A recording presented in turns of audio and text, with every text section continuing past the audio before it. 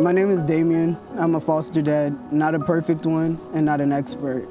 For a short period of my time, my sisters and I were in foster care. My grandmother became a kinship foster parent and took all 4 of us in. I was able to understand the feeling of getting separated and pulled away from your parents at an early age. Having to pack everything up in a bag very quickly as if your house was on fire always sat with me. I didn't know it at the time, but watching my grandmother with other foster children really impacted me and motivated me to become a foster parent. I wanted to become a safe place for children, giving them love, nurturing environment, and that's the real reason why I became a foster parent.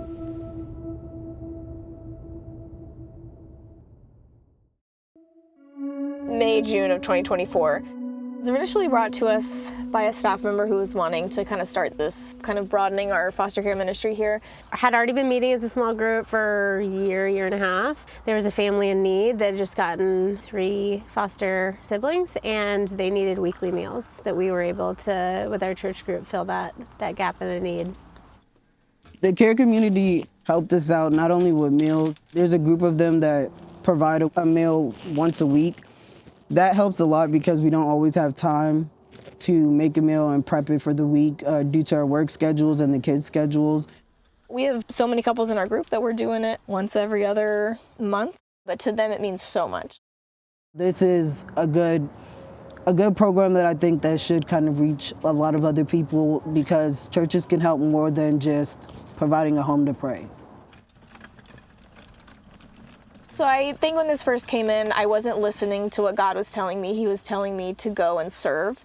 And I was internally thinking, well, that's just something else that I have to manage. I need to create the list of who's going to do what and all of these things. And I just wasn't focused on what He wanted me to do. I was focused on what was serving me the best.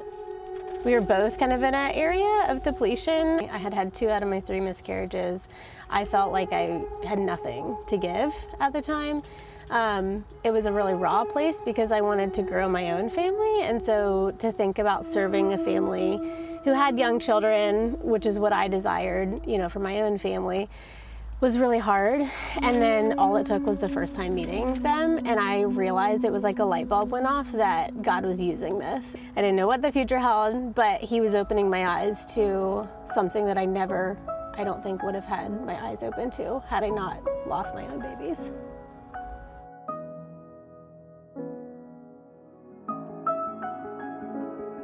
Jesus came and said to them, "All authority in heaven and on earth has been given to me.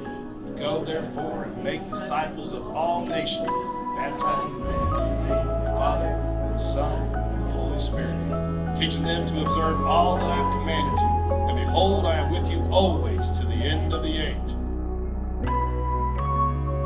So Damien and Q, his wife, they're definitely both all in. They've had several kids. These aren't their first placements. They are the most sacrificial, loving people I think that I've ever met. I think they would just say they're regular people, just filling a need, but we see the gospel just played out in their life and how much they love these kids and lay down their own lives.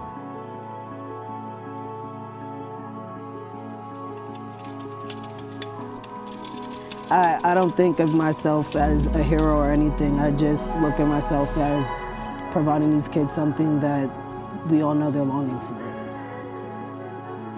They're not searching for a perfect parent or perfect person. They're just looking for somebody that shows up consistently and loves them and gives them a yes when all they heard was no.